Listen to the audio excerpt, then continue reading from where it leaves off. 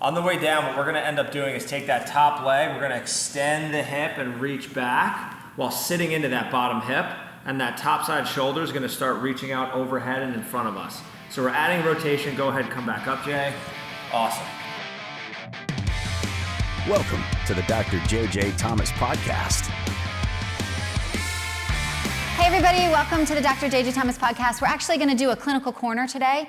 So the clinical corners are kind of short, brief exercise tips and tricks that we like to give for patients and other clinicians that might benefit from it. I have Eric here today because this clinical corner was prompted after Eric and I just recorded one of the podcast episodes on gait analysis. Eric uses the 3D Helix system, which is awesome. So if you haven't seen that episode yet, go over to it, check it out.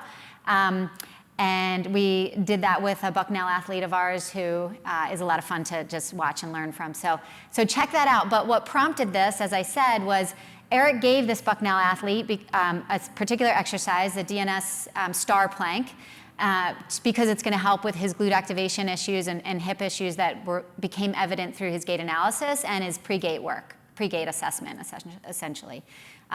So yeah, when Eric was showing this, I was like, oh man, you guys ever go through exercises where you like use them and then you get out of the habit of using them and then you see them again and you're like, oh man, that one's so good. And that's how I felt. Eric gave this one today and I was like, oh, this is definitely going to be a new favorite. So I thought I might as well just go ahead and just share it with you guys right away. So I have Eric here to help me with my form. In fact, I'll just have you talk me through it if that's cool. Awesome.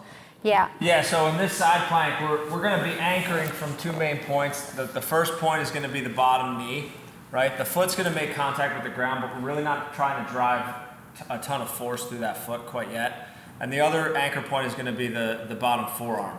Okay, the key parts here, we have a little bit of hip flexion, knees start together, and the elbow has to be directly under the shoulder. We don't want to create shoulder issues by having that arm out of position like that. Thanks, Jay. Mm-hmm. So at the bottom of the side plank is where we're going to start to expand and spread out. So at the top, I want you to get into what traditionally looks like the top of a side plank, and that's great. So knees aren't touching, which is totally fine, and we have a straight line from knee, hip to shoulder.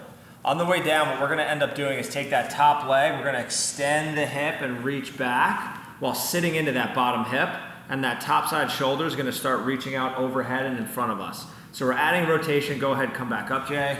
Awesome. And the bottom, it might be hard to see, but the bottom of that side plank, our hip is not on the ground. So we're going to hover at the bottom. And one cue I make sure I give people is when you're at the bottom, I want you to feel like you're sitting that hip into the back side of your glute. So there's some hinging and rotation coming along. Great job right there at the bottom, Jay. And on the way up, what she's doing really nicely, what you'll see here, she's going to drive her hips back forward towards the camera. Right, so we're establishing that straight line. We're going to reach and extend and lower, drive back up through the hip and uncoil.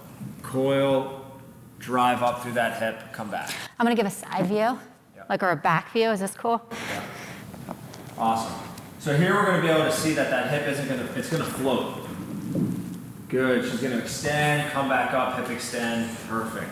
Reach and rotate, really elongate that top side, come back up, compact and straight. Perfect.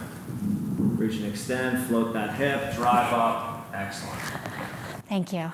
And one of the reasons I really I'm a little out of breath.